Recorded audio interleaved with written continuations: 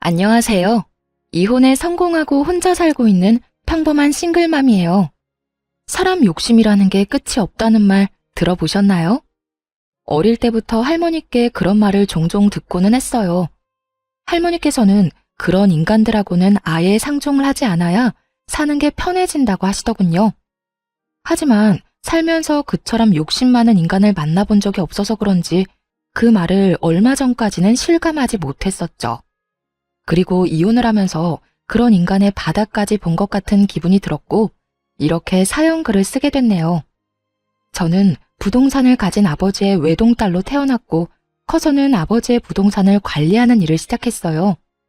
남편은 우연히 만났지만 여러모로 대화가 통해서 결혼을 하게 됐고요. 남편은 연애 시절엔 굉장히 잘해줬지만 결혼하면 남의 편이라는 말이 맞긴 하더군요. 모든 일에 자기 부모님을 최우선으로 두길 바라더라고요. 그 마음을 이해하지 못하는 건 아니에요. 사람 마음이야 다 비슷하잖아요. 아마 저도 마찬가지일 거고요. 그때와 같은 일이 벌어진다면 저 역시 저희 부모님을 최우선으로 두고 싶을 테니까요. 무슨 일이냐고요? 결혼 3년 차에 시부가 암에 걸리셨거든요. 이미 진행되고 있는 상황이었기에 솔직히 상태가 좋은 건 아니었어요. 모두가 침울해하고 있는 그때 시모가 그러더군요. 아가, 내가 너희 시아버지 돌보는 게 너무 힘들구나. 나도 몸이 성한 곳 없는 건 마찬가지고 집에서 내가 기댈 곳도 너뿐이다. 네가 시간 날 때 너희 시아버지 병간호 좀 해주면 안 되겠니? 별거 할 건 없어. 어차피 일은 간병인이 할 테지만 워낙 세상이 흉흉해 믿을 수 없으니 말벗 정도만 해주라는 거야. 솔직히 말하자면 정말로 거절하고 싶은 마음이었어요. 아픈 사람을 돌본 경험도 없는 제가 시부를 간병한다는 건 얼토당토 않은 일이라고 생각했거든요. 그렇지만 고민이 될 수밖에 없었던 이유는 아픈 사람이 그 누구도 아닌 시부였다는 점이었어요. 결혼 초에 며느리 사랑은 시아버지라는 말을 그대로 실천해준 분이 시부였거든요. 실수해도 너그럽게 넘어가 주시고 시댁 식구나 남편과 싸우면 저를 달래주는 사람은 시부뿐이었거든요. 고민은 짧았어요. 하기로 결심했죠. 그렇다고 시부를 온전히 혼자서 볼 수는 없다고도 생각했고요. 어머님, 제가 아버님 간병할게요. 그런데 저도 하나 제안할 게 있어요. 병간호를 한다고 했지만 저한테만 맡기지는 말아주세요.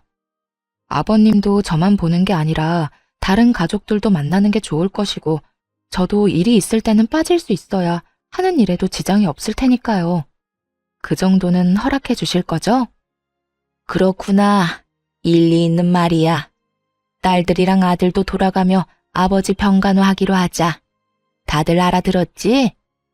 시모가 그렇게 말해주었기 때문에 괜찮을 거로만 생각했어요. 그런데 아니더군요. 시누이들과 남편은 제게 일을 미루기 바빴거든요. 새언니, 오늘은 야근이 있어서 못 가요. 내일은 회식이 있고요. 저도 좀 힘들어요. 이번에 소개팅 때문에 저도 결혼은 해야 하잖아요. 어리고 철없는 신우들이야 그렇다고 쳐요. 결혼도 안 한 아직 놀기 좋아하는 아이들이었으니까 이해 못할 것도 없었죠. 그런데 문제는 남편 놈도 정말 철없이 구는 것이었어요. 당신도 잘 알잖아, 나 일 많은 거. 이번 주는 도저히 시간이 안 돼. 접대도 하러 가야 하고. 그리고 솔직히 우리 가족 중에 당신이 하는 일 제일 편하잖아. 앉아있기만 해도 돈 들어는 관리인인데 내 생각도 좀 해줘. 가뜩이나 쉬는 날도 별로 없는데 그런 날까지 아버지 수발들러 가야겠어? 이런 건 당신이 좀 해줘도 되잖아. 100번 양보해서 여기까지도 참을 수 있긴 했어요. 열은 받았지만요. 그러나 이해할 수 없는 시모의 행동은 마치 불난 집에 부채질을 하는 것 같았죠. 예, 나 오늘 모임 있다. 내 간병 차례인 거 알기는 하는데 저번부터 잡혀있던 약속이라 미룰 수가 없네. 그러니까 네가 나 대신 오늘 병간호 좀 하거라. 솔직히 별로 할 것도 없잖니? 그리고 시아버지가 아프면 며느리가 모시는 게 어떻게 보면 당연한 도리 아니니? 그러니까 너도 며느리 도리한다고 생각하고 시아버지 잘 모셔. 너도 우리랑 가족이 되고 싶잖아. 이번이 그 기회라고 생각하면 되지. 그런 말을 하며 제가 시부를 모시는 것을 정당화하려고 하더군요. 그렇게 장장 3년을 시부를 돌봤어요. 그 정도 기간이 제 한계였네요. 아무리 시부가 잘해줬다고 하지만 이제는 항암 치료뿐 아니라 치매 증상까지 나타났거든요. 그렇게 되니 더는 감당할 수 없겠더라고요. 그래서 가족들이 있는 곳에서 말했죠. 아버님, 이제 더는 못 모시겠어요. 저도 요즘 바빠서 시간 내기 힘들어요. 그리고 다들 저한테 맡기고 자기 스케줄 보러 가잖아요. 제가 여태 못 쉰 만큼 당분간은 다른 분들이 아버님 모셔주세요. 당신은 어떻게 그런 소리를 아무렇지도 않게 해? 갑자기 당신이 이러면 우리는... 그리고 아버지가 당신 많이 의지하잖아. 나라고 기분이 좋겠어? 하지만 당신, 아버님이 어떤 상태인지 요즘 제대로 본 건 맞아? 치매 증상까지 있으셔. 아직은 경증이라 멀쩡하신 시간이 많지만 앞으로 얼마나 더 나빠지실지 알 수 없다고. 하긴 당신은 나한테 맡겨놓고 골프 접대하러 다니느라 몰랐겠지. 뭐? 영업하면 그 정도 할 수도 있는 거지. 그걸로 이러는 거야? 당신이야말로 아버지를 위해 이 정도도 못해? 하고 싶으면 가족들이 하면 되잖아. 아버님 가족들. 그 가족들이 아버님 안 돌보고 방치한 게 자그마치 2년이 넘어. 1년은 그나마 왔다 갔다 정도는 했지. 그런데 2년 동안 다들 어땠어? 나한테 떠맡기고 다들 밖으로만 나돌았잖아. 나도 이제 더 이상은 못해. 집에서 아버님 수발 들고 싶으면 당신이랑 아가씨들 그리고 어머님이 알아서 해. 예, 나까지 싸잡아 그렇게 말하면 어쩌니? 나도 너희 외조모가 아파서 병원에 다니고 있어. 그런데 나더러 친정어머니의 남편까지 보는 건 네가 생각해도 너무하다고 생각하지 않니? 시모의 친정어머니가 편찮으시다는 건 맞는 말이었어요. 하지만 매번 가는 것도 아니었고 아마 핑계라는 표현이 더 맞을 거예요. 어떤 정신 나간 인간이 병원 수발들러 가는데 높은 구두에 치마, 향수에 화장까지 풀 세팅하고 가나요? 수발들려면 편한 옷이 최고인데. 새언니, 우리도 마찬가지예요. 저희 직장에서 일도 많고 쉬고 싶은 것도 있고 약속도 많아서 시간을 내고 싶어도 시간이 안 나는걸요? 언니가 좀만 더 아버지 돌봐주시면... 언제까지요? 대체 언제까지 저 혼자 아버님 수발 들어야 하는데요? 애초에 제가 병간호하겠다고 한 조건은 가족들 모두 함께 아버님 돌보는 거였어요. 그런데 지금 어떻죠? 저 혼자만 일주일 내내 보고 있잖아요. 아, 그래서 열받았다고? 상황이 이렇게 됐으니 당신이 어느 정도 희생은 해야 할 거 아니야. 여기 다 바쁜 사람들밖에 없는데. 희생이라고 했나요? 진짜 열받더라고요. 아니, 저는 뭐 일 안 하고 쉬는 사람인가요? 저도 건물 관리하려면 생각보다 바빴거든요. 남편은 제가 앉아서 돈이나 받으면 끝인 관리인이라고 생각한 모양인데 그거야말로 틀린 생각이죠. 언젠가는 아버지 부동산을 다 물려받을 테고 그걸 관리하는 법을 아버지에게 배우면서 일하고 있는 것과도 같았거든요. 열받아서 욕이라도 하려다가 좋은 생각이 났어요. 시부 병수발 초창기에 시부가 해준 이야기가 있었거든요. 그걸 이용하면 이 시댁이 뒤집어지는 꼴을 제대로 볼 수 있겠다 싶었죠. 그래? 알았어. 그럼 내가 계속 아버님 수발 들게. 기회를 주려고 해도 제 발로 차버리는데 어쩔 수 없는 거 아니겠어? 이렇게 이야기하니 시모가 의아한 눈으로 제게 물었어요. 기회라니, 그게 무슨 말이냐? 네, 아버님이 초반에 제가 수발드는 거 보시더니 고맙다고 사망보험은 수령인을 제 이름으로 해주고 싶다고 하셨거든요. 괜찮다고 말씀드렸더니 앞으로 당신 돌보는 사람에게 주시겠다고 하셨어요. 뭐? 그래서 너는 뭐라고 했는데? 제가 며느리이긴 하지만 피가 섞인 가족도 아니고 배우자도 아니잖아요. 그래서 부담스러워서 받지 않으려고 했는데 이러면 어쩔 수 없죠. 제가 아버님 옆에서 계속 눈도장 찍는 수밖에요. 이 말을 듣더니 시모와 신우들의 눈이 휘둥그레지더군요. 그러고는 순식간에 몸을 숙이며 말하더라고요. 예, 그런 일이 있었으면 미리 말했어야지. 앞으로는 네가 아버지 찾아오지 않아도 된다. 우리가 알아서 할게. 그래, 요즘 우리가 좀 무심하긴 했어. 앞으로는 예미가 아버지 옆에 꼭 붙어 있으마. 시모가 그렇게 말하자 신우들이 옆에서 아우성쳤어요. 엄마, 새치기 하는 게 어딨어. 우리도 아버지 볼 거야. 날짜 정해서 똑같은 시간만큼 보도록 해. 그거 아니면 절대 안 된다고. 일단 주말은 다 빼서 나 줘요. 나는 일하느라 바쁘잖아. 어머니랑 동생들은 일도 안 하는데 주말까지 붙어 있을 이유가 어딨어? 그러니까 무조건 주말은 빼줘야 해요. 네 동생들도 평일에는 일하지 않니? 그러니까 주말을 너희 셋이서 나누고 평일에는 내가 너희 아버지한테 가 있으마. 와이프가 있어야 마음이 안정되지. 아무것도 못하고 그저 시키는 대로만 하는 너희들이 가서 도움될 거 하나도 없어. 엄마가 아버지 독점하려고 하는 거죠? 그럼 일 마친 저녁 시간이라도 우리한테 줘요. 우리도 얼굴 도장 찍을 시간이 필요하다고요. 엄마 혼자서 다 차지하려고? 동생들 말이 맞아요. 어머니 혼자 다 차지할 생각이시면 잘 생각하셔야 할 거예요. 저희는 그렇게 못 놔둬요. 저희도 아버지 볼 권리가 있다고요. 남편 놈까지 그 보험금에 넘어가서는 권리를 운운하고 있는 꼴이 너무 웃겼어요. 속으로 진짜 소리내서 웃고 싶은 거 겨우 참고 있었네요. 그렇게 나한테 떠넘기려고 혈안이 됐던 네 사람이 이제는 서로 아버지 보겠다고 말다툼하는 것 자체가요. 사실 시부가 보험금 수령인 이야기를 한 건 맞아요. 하지만 해준다고 못바가 말씀하신 건 아니었죠.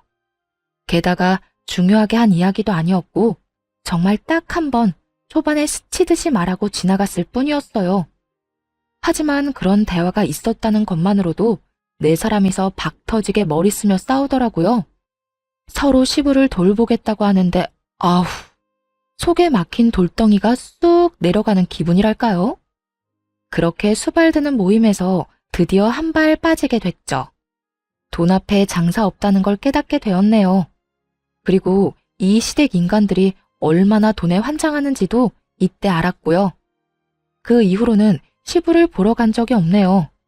문병 정도로 짧은 시간 다녀온 적은 있어도 제가 갈 때마다 시댁 식구들의 견제가 심해지는 통에 오래 있지도 못하고 바로 돌아와야 할 정도였죠.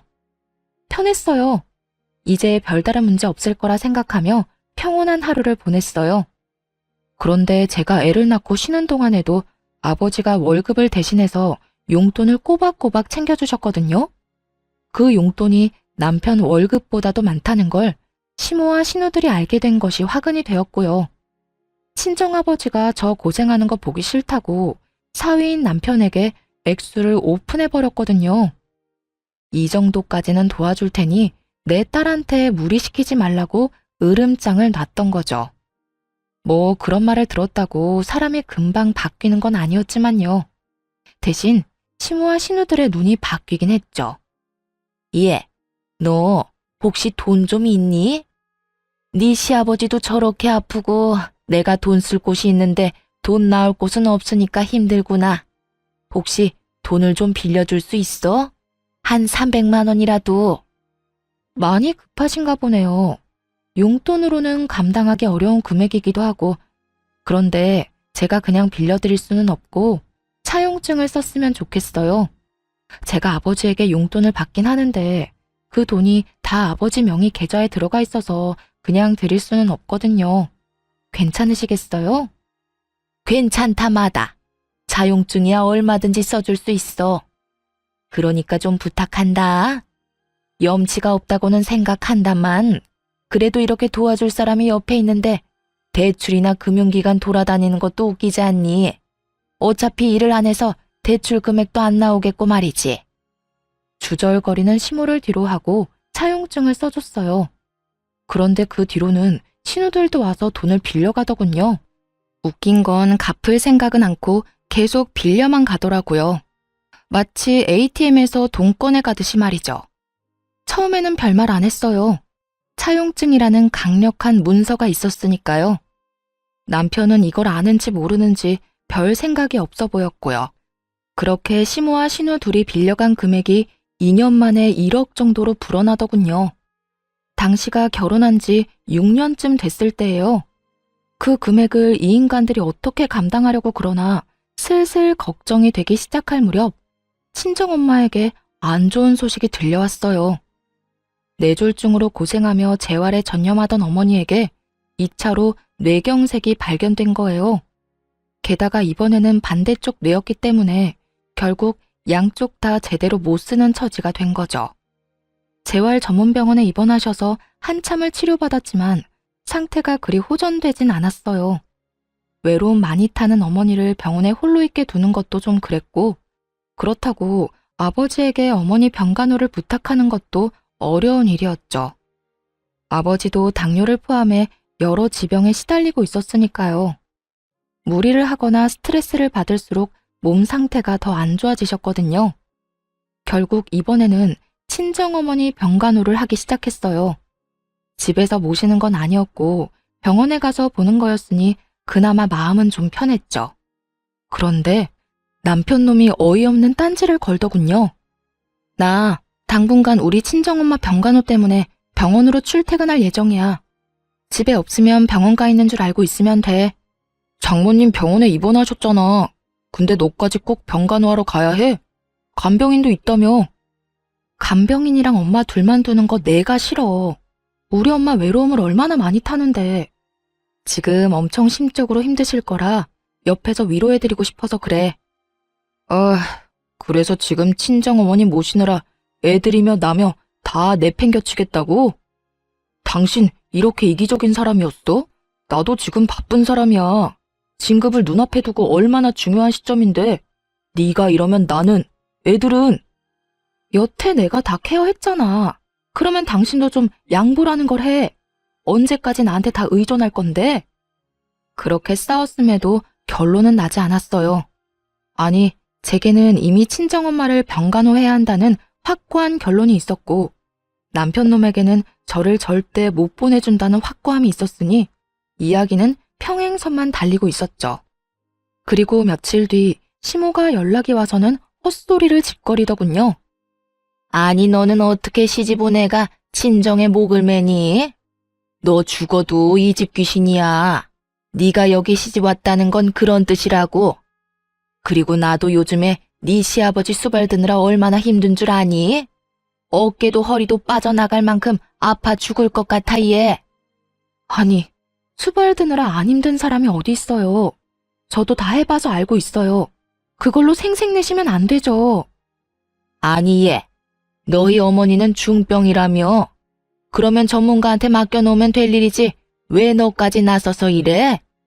너 친정엄마 수발 들러 갈 거면 내 수발이나 들어. 시어머니가 힘들어 죽겠는데 어딜 간단 말이니? 어머님, 내로남불이 무슨 뜻인지 아시죠? 내가 하면 로맨스, 남이 하면 불륜. 어머님이 뭐라고 하시면서 저한테 아버님 병수발 들라고 하셨는지 기억 안 나세요? 어머님 친정어머니께서 아프셔서 아버님 못 모신다면서요. 왜요? 어머님은 친정에 그렇게 다니셔도 되고 저는 안 돼요? 왜죠? 왜 우리 엄마는 제가 병간호하면 안 된다는 거죠? 그렇게 말하니 시모도 말문이 턱 막힌 모양이었어요. 하지만 아마 시모는 친정엄마 수발 같은 거 든 적도 없었을 거예요. 대신 놀러나 다녔겠죠. 그렇지만 수발 든다는 이유를 대고는 놀러 다녔으니 반박할 말도 없었을 거고요. 야, 너 우리 엄마한테 이게 뭐 하는 짓이야? 우리 엄마한테 따지는 거야 지금? 와, 너 진짜 웃긴다. 아버지 아파서 다들 아버지 모시느라 힘든데 어떻게 너 혼자 이렇게 태어내? 너는 왜 이렇게 이기적이야? 너도 우리 가족이라고. 우리 결혼한 거잖아. 그러니까 그러면 너도 내 가족이지. 우리 부모님 아파서 저러고 있는데 나한테 병간호도 못 가게 하는 게 남편이야? 그러는 네가 사위냐고. 웃기지도 않아? 보험금 탐나서 거기 붙은 인간들이 이제는 나 아버님 얼굴도 못 보게 하는데 태어나지 않을 건 또 뭔데? 뭐? 너 지금 말 다 했어? 넷이서 알아서 잘 모시고 있잖아. 나한테는 기회 줄 생각도 없으면서. 그리고 아버님 돌볼 정도로 건강한 어머님한테 내 수발이 필요하다고 생각해? 두 손 두 발 못 쓰는 우리 엄마는 왜 내 병간호조차 못 받게 하냐고 왜? 내가 친정엄마한테 간다니 그건 싫으니? 싫다는 게 아니잖아. 굳이 네가 장모님을 모실 필요가 있느냐는 거지. 왜? 아버님 수발에 육아 집안일까지 다 네 거 될까봐 걱정이야? 차라리 그런 이야기를 했으면 가사 도우미라도 붙여두겠다고 했을 텐데. 너 노선 진짜 잘못 잡았어. 나 묶어두려는 모양인데 그거 완전 꽝이라고. 이기적인 인간? 그거 너 이야기 아니야? 한바탕 화를 내고는 시댁에서 혼자 나왔어요. 있어봐야 좋은 소리 들을 것도 없고 열만 받았을 테죠. 그리고 저 인간들은 지금 자기들이 뭘 잘못하고 있는지도 몰랐어요. 제가 성격도 모르고 있었고요. 저는요, 한 번 아니다 싶으면 영원히 아닌 사람이거든요. 인내심이 많은 것은 착해서가 아니라 한 번 결정하면 인연을 확 끝내버리기 때문에 기회를 여러 번 주는 것이라는 걸 저것들이 모르고 있었다는 거죠. 그래서 이참에 끝을 내주기로 했어요. 그 길로 친정엄마가 입원한 병원으로 갔고 외박계를 신청했죠. 이미 급성기는 지나셔서 외출 정도는 가능한 상태였지만 혹시나 모르니 능력 있는 간병인까지 한 명 고용해서 집으로 모셨어요. 그리고 안방에 친정엄마를 모시고 방에 있던 남편 물건은 모조리 작은 방으로 다 던져버렸네요. 저녁에 남편이 집에 오더니 그 상황을 보고 경악을 금치 못하더군요.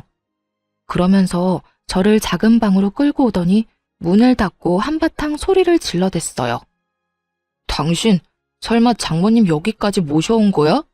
도대체 무슨 생각인데 왜 이렇게까지 해? 병원 가지 말라고 한 게 그렇게 화날 일이었어? 그래서 나 보란 듯이 이런 짓 한 거야? 내 집에 내 어머니 모시는데 당신이 왜 난리야?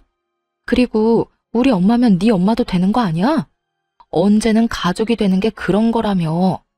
그런 이유로 나한테 아버님 수발 들도록 맡겨놓고 이제 와서 우리 엄마는 안 된다? 걱정 마. 너한테 병간호하라고 안 할 테니까. 하더라도 내가 해. 그런 문제가 아니잖아. 어머님이 여기 와 있으면 내가 불편해. 내가 편하게 쉴 수가 없다고.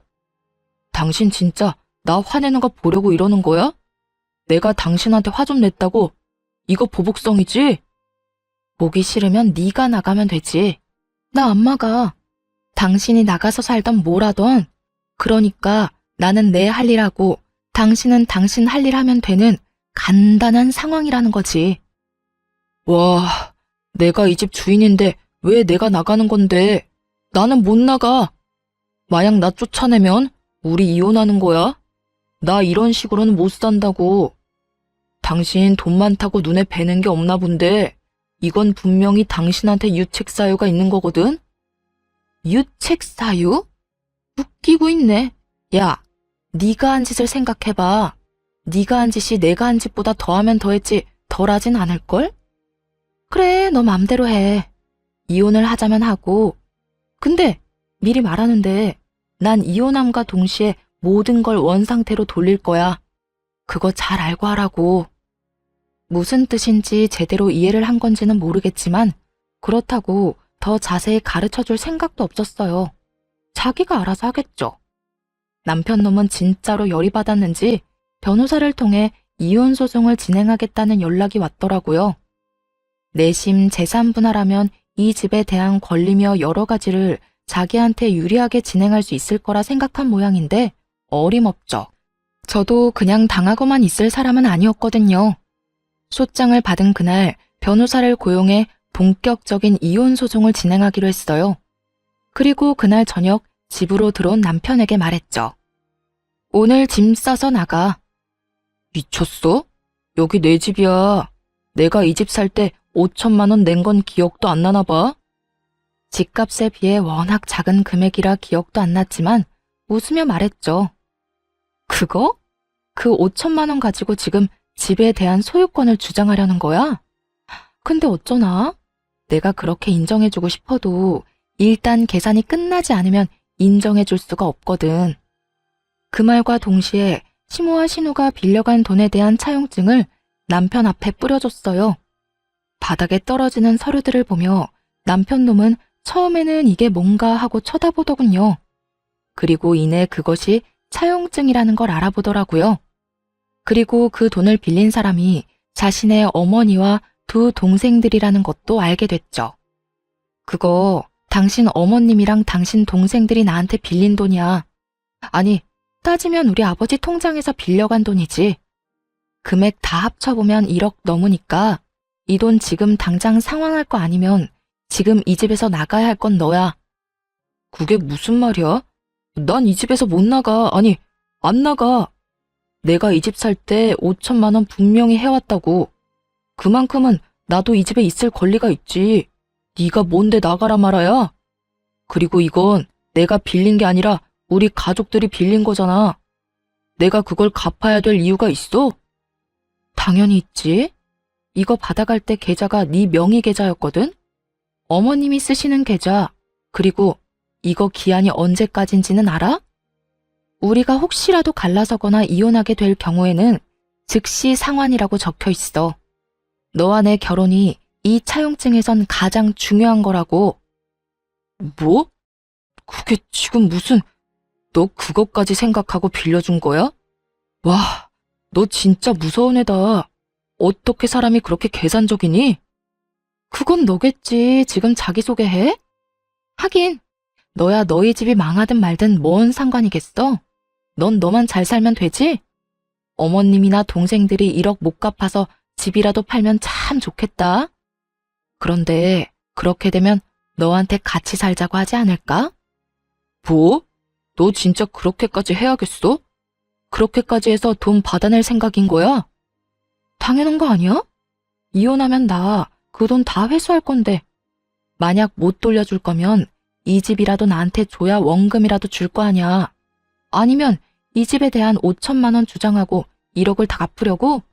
난 뭐 그것도 괜찮아. 1억이 어디서 나오느냐가 너한테 문제지 나한테 문제겠어? 남편 놈은 얼굴이 시뻘개져서는 이게 도대체 무슨 말이냐며 난리를 치더군요. 남편 놈이 화를 내거나 말거나 짜증을 내거나 말거나 남편 짐부터 다 꺼냈어요.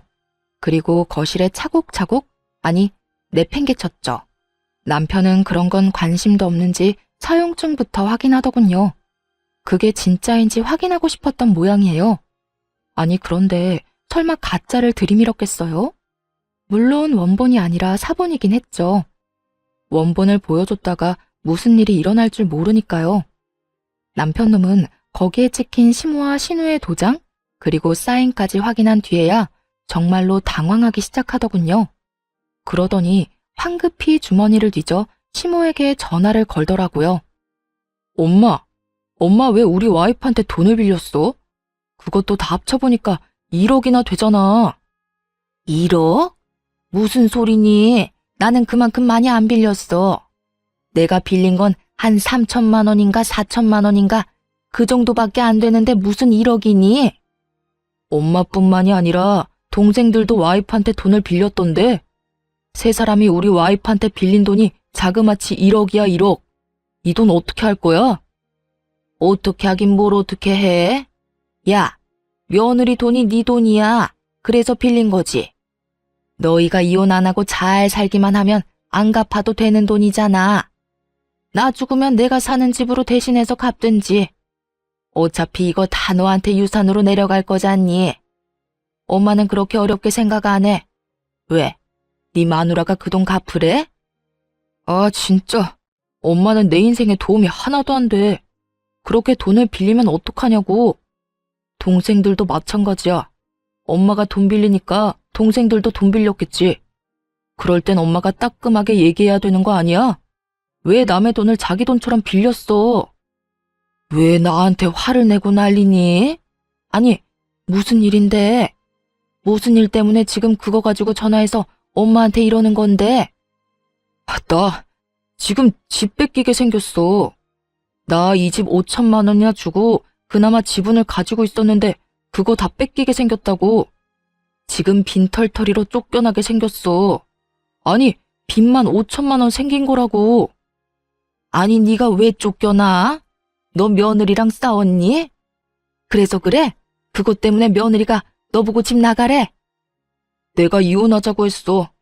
장모님 모시고 집에서 산다는데 난 그거 싫다고 장모님 데리고 오면 집 나가겠다고 했지. 그리고 이혼할 거라고도 얘기했고. 근데 와이프가 정말로 장모님을 모시고 왔더라고. 그래서 내가 이혼 전문 변호사 사서 소장 보냈거든. 아니 뭐? 그래서 지금 이혼을 한다고? 아, 몰라. 나더러 빈털터리로 이 집에서 나가야 된다고 하면서 사용증을 들이밀잖아. 도대체 엄마랑 동생들은 사고를 얼마나 친 거야? 나 몰래 돈을 왜 이렇게 빌렸냐고. 지금 당장 돈 모아서 1억 갖고 와. 나는 그거 내고 이 집에 대한 소유권 주장해야 되겠어. 재산 분할도 하고 내 돈은 받아야 될 거 아니야. 예, 갑자기 그런 큰 돈이 어디서 생겨? 이 한밤중에. 엄마가 1억이 있었으면 돈을 빌렸겠니? 이혼하지 말고 버텨. 그냥 잘못했다고 무조건 빌어. 그리고 뭐 장모님이랑 좀 같이 살아도 되지. 1억 안 갚는 대신에 그 정도 할 수 있잖아. 엄마, 내가 싫다고. 나 어른들하고 같이 사는 거 힘들어서 못해. 신경 쓸 게 얼마나 많은지 알아? 몰라. 난 모르겠으니까 엄마한테 이야기하지 마. 네 동생들한테 얘기해서 5천만 원이라도 빌릴 수 있는지 알아보든지. 엄마는 돈 나올 구석이 없어서 네 와이프한테 돈 빌린 거야. 그러니까 나한테 이런 식으로 다그치지 마. 네가 능력이 있었으면 엄마가 네 와이프한테 그랬겠니? 따지고 보면 다 네 탓이지. 어쨌든 엄마한테는 돈 달라고 얘기하지 마. 알았어? 그렇게 시모는 차갑게 전화를 끊어버리더라고요.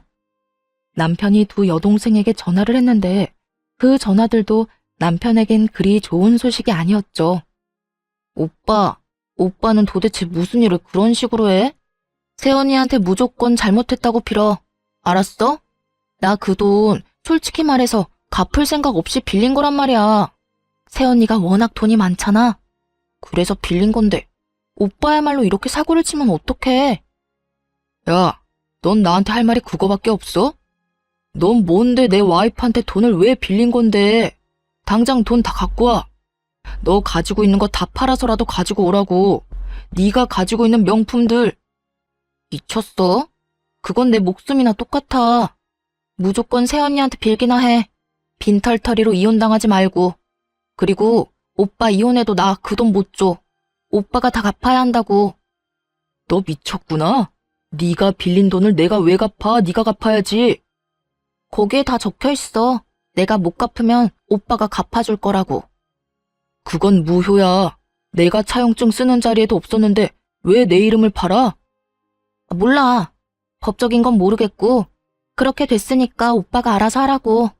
그렇게 전화를 끊고서야 남편 놈은 약간 제정신이 돌아왔나 보더라고요.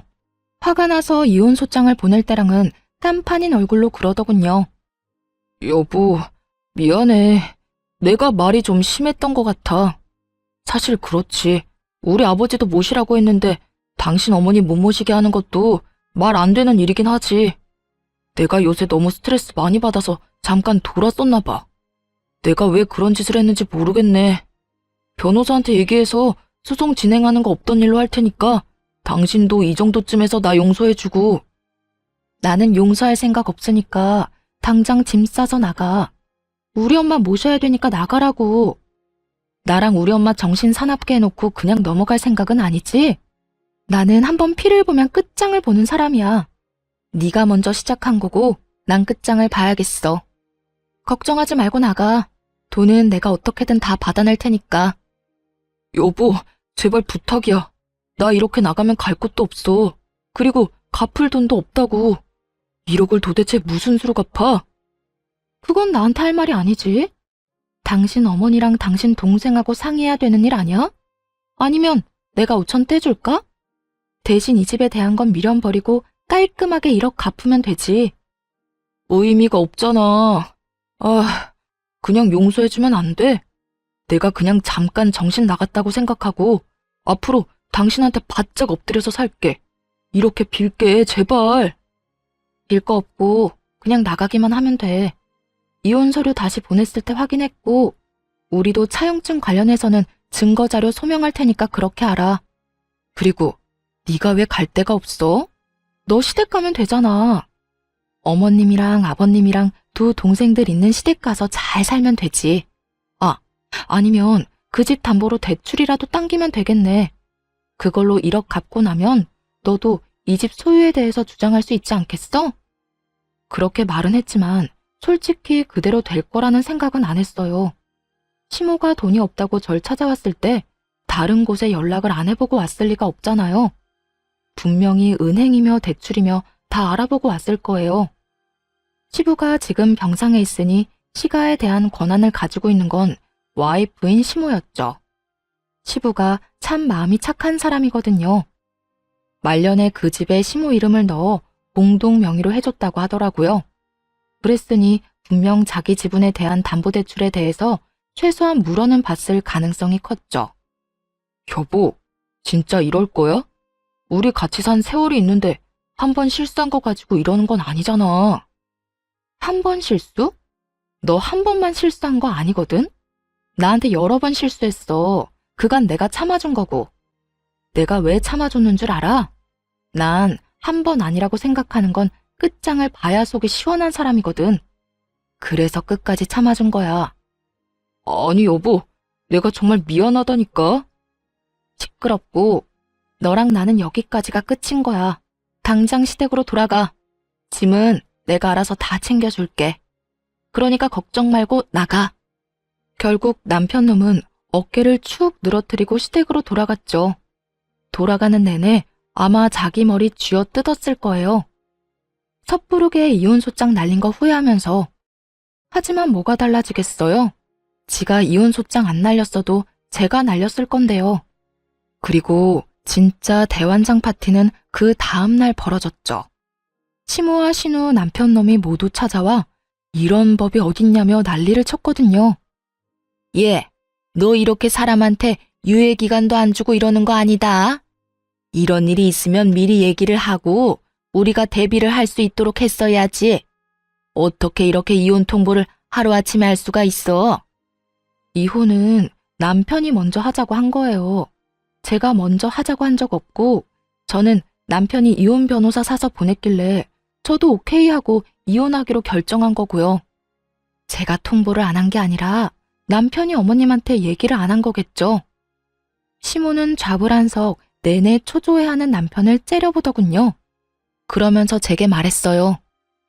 예, 결혼이라는 게 그렇게 쉬운 게 아니고 이혼이라는 것도 그렇게 쉬운 게 아니야. 어렵게 맺어진 인연 어떻게든 보듬고 양보하고 서로 함께 걸어가며 살아야 하는 거지. 이렇게 화난다고 막 이혼하고 그러는 거 아니다. 너도 다시 한번 생각해봐라, 응? 돈 갚을 수단이 없었는지 아니면 제가 생각한 대로 시댁 집조차 담보대출을 이미 받았는지 이제 와서 애걸복걸하는 꼴이 너무 웃기더라고요. 저는 이혼소송 계속 진행할 거고요. 이혼할 때까지 할 거예요. 그리고 돈도 다 받아낼 거예요. 저한테 와서 이러지 마시고 돈이나 어떻게 상환할지 가서 상의해보세요. 차갑다 못해 서리빨이 부는 제 목소리에 결국 아무도 대꾸 못하고 나가버리더군요. 제가 며느리로서 가족이 되려고 노력했을 때는 자기들이 떵떵거리며 저한테 큰 소리 칠 수 있었겠지만 이제 이혼을 눈앞에 두고 있으니 저한테 그 사람들은 그냥 돈 빌려간 사람일 뿐이잖아요. 그 사람들한테는 내가 돈을 빌려준 사람이고요. 그러니 이렇게 저자세로 나오는 것도 당연한 일이었죠. 그런데 이렇게 정신없는 와중에 시댁에는 또 사건이 터졌더라고요. 시부가 결국 흡인성 폐렴으로 앓다가 돌아가시게 된 거였어요. 그간 치매까지 중증으로 진행돼서 굉장히 힘든 상황이었는데 시부가 돌아가셨다니 슬프긴 하더라고요. 게다가 시부는 돌아가실 때까지 워낙 아프셔서 평생 모으신 돈을 치료비로 끌어다 쓰신 걸로 알아요. 그래서 이렇다 할 재산도 없고 시모가 살고 있는 집이 전부라고 알고 있었거든요. 그런데 그 와중에 시모와 신우들은 시부의 사망보험금에만 다들 정신이 팔려있더군요. 하긴 그게 나오면 저한테 1억 갚고 집에 관해서도 주장할 수 있으니까요. 뭐 그렇다 하더라도 저야 위자료를 청구하면 되기에 별로 큰 문제는 되지 않았지만요. 그런데 정말 그들에게 경악스러울 법한 상황이 발생했어요. 저도 이런 상황이 생길 거라고는 꿈에도 상상조차 못했네요. 야, 너 이게 어떻게 된 일이니? 왜 우리 남편 사망보험금 수령인이 너 이름으로 돼 있는 거야? 그 이야기를 듣는데 깜짝 놀랐어요. 시부가 지나가듯 했던 한마디, 그것도 해줄까 싶다라고 지나가는 말로만 들었을 뿐이었거든요. 그런데 정말로 제 이름으로 되어 있었다니. 저도 모르죠. 보험회사에 연락해 보셨어요? 보험사를 이야기하자 시모의 눈에 띄게 당당하던 기색이 줄어들더군요. 뭔가 있다 싶었어요. 설마 시모가 그런 조사도 안 해보고 이렇게 따질 사람은 아니라고 생각했지만 도대체 어떤 상황이길래 갑자기 저러는지 알 수가 없었죠. 말해보세요. 보험회사에서는 뭐라고 하는데요? 대답이 없길래 직접 보험 설계사에 전화를 해서 물어봤어요. 그랬더니 그 설계사가 이렇게 말하더군요. 아유, 며느님이 아버님한테 얼마나 잘했는지 나한테 전화 와서는 자기 사망보험 수령인을 며느리로 바꾸고 싶다고 하시더라고요. 그래서 제가 같이 가서 바꾸는 거 도와드렸죠. 그게 언제였는데요? 그때는 치매 진단받기 전이라 아무 문제 없이 처리됐을 거예요. 암 진단받은 지 2달 만에 바꾸신 거라 저도 의아해서 물어봤더니 며느리가 자기 수발 드느라 고생이 많다고 이거 주고 가면 손자에게도 도움이 되지 않겠냐고 하시더라고요. 보험 설계사의 이야기를 듣던 시모가 혀를 차며 말하더군요. 그 인간이 뭘 잘못 먹어도 한참 잘못 먹었지. 병간호하고 2달 만에 수령인을 바꿔? 아니, 돈 많은 며느리 걱정을 왜 해? 돈 없는 우리나 걱정해야지. 아마 아버님은 저희가 이혼할 거라고는 생각 안 했겠죠. 우리가 이렇게 틀어질 거라는 생각도 못 했을 테고요. 그래서 아무 생각 없이 제 앞으로 보험금 수령인을 남긴 것 같아요. 게다가 그건 다른 가족들에게 경고의 메시지이기도 했을 거예요. 너희들이 나를 방치하면 내가 며느리에게 더 잘해준다는 경고. 그런데 문제는 그렇게 해놓고 치매에 걸려버린 거죠. 그래서 보험 수령인에 대한 건 새까맣게 잊고 정신없는 나날을 보내셨던 거고요. 사망보험금은 얼마나 되는데요? 금액은 얼마 안 돼요. 1,000만 원 정도예요. 사망보험금이 1,000만 원밖에 안 된다는 말을 듣고 한숨이 나왔어요. 그 돈으로는 이 사람들 급한 불도 못 끌 거였거든요. 금액을 알고 나니 시모와 신우의 표정이 안 좋아졌어요. 그 1,000만 원을 받아봤자 세 발에 피었으니까요. 시댁집을 팔고 싶어도 지금 네 사람이 다 그 시댁에 살고 있고 담보대출은 이미 받았는데 상속세까지 내야 하니 상황은 더욱 엉망이었을 거예요. 결국 닭 쫓던 개가 지붕 쳐다보는 상황이 되어버렸죠. 내가 이 꼴을 보자고 그 인간 죽을 때까지 똥오줌 받아낸 게 아닌데 왜 고생은 내가 다 하고 돈은 네가 가져가는 거야? 그걸 저한테 물으시면 어떡해요. 아버님한테 여쭤봐야죠. 당신이 우리 아버지 꼬셔서 보험금 수령인 당신 앞으로 해달라고 한 거 아니야? 그 1,000만 원 때문에? 우리 집 돈 많거든? 어이가 없어서. 아니 그리고 어차피 아버님이 이거 주신 것도 금액이 얼마 안 되니까 나한테 남긴 거겠지. 이걸로 애들 학교 보낼 때 보태라고. 난 그렇게 할 생각이니까 다른 할 말 없으면 가보세요. 다 알아보고 왜 여기 와서 난리야? 아, 우리 진짜 완전 망했어. 너 하나 때문에 이게 지금 무슨 꼴이니? 어떻게 책임질 거야? 네가 멋대로 이혼하는 바람에 이렇게 됐잖니? 네가 다 책임지라고. 남자가 돼서 그거 하나 못 참고 이혼을 이야기해? 그러는 엄마는요. 와이프가 장모님 수발 든다는데 왜 말렸는데요? 엄마가 그거 말리는 바람에 와이프가 더 화난 거잖아요. 그것 때문에 집에 장모님 모시고 온 거고. 거기서 왜 그딴 소리를 했는데요? 세 사람이 악에 받쳐 자기들끼리 치고받고 아주 난리가 났더군요. 결국 아무것도 얻지 못하고 떠나는 그들을 보며 그들이 떠난 후 진짜 박장대소했네요. 와, 진짜 아버님께 감사하더라고요. 그 돈은 아버님 손주에게 그대로 물려주려고 생각했죠. 그렇게 이혼까지 판결이 다 나고 완전히 이혼하게 됐어요. 그 뒤에 들린 소문은 뻔하다면 뻔했죠. 전 남편이 돈을 갚긴 했어요. 집에 보탰던 5천만 원으로 1억의 빚을 5천으로 탕감한 뒤 나머지 5천을 여기저기서 겨우 돈 빌려서 갚더라고요. 그런데 빚내서 그렇게 갚은 뒤로는 등골이 빠졌다고 하더라고요. 5천만 원, 어떻게 보면 큰 돈은 아닌데 시모가 빌린 대출도 있잖아요. 그것도 갚아야 되는 거예요. 결국 대출 2개를 업게 된 전 남편 놈은 이 시댁에서 돈을 버는 유일한 일개미였죠. 그런 전 남편 놈에게 시모와 신우는 일도 안 하면서 돈이나 달라고 짹짹대는 바람에 결국 전 남편 놈은 집에서 나가 자취를 하고 있다고 해요. 욕심. 그 끝없는 욕심 때문에 전 남편 놈은 망했고 지금도 영원히 고통받고 있는 중이었죠. 시모와 신우들도 그 죗값을 치르고 있고요. 예전만큼 풍족하게 살고 있지 못하니까요. 저는요, 가끔 우울한 생각이 들거나 기분이 안 좋을 때는 이때 일들을 떠올리면서 기분 전환을 하곤 해요. 정말 뒤통수를 제대로 친 기분이라 속이 시원했으니까요. 게다가 재미도 있었고요. 어떠셨나요? 여러분에게도 재미있는 이야기가 됐으면 좋겠네요. 모두들 행복한 시간 보내세요.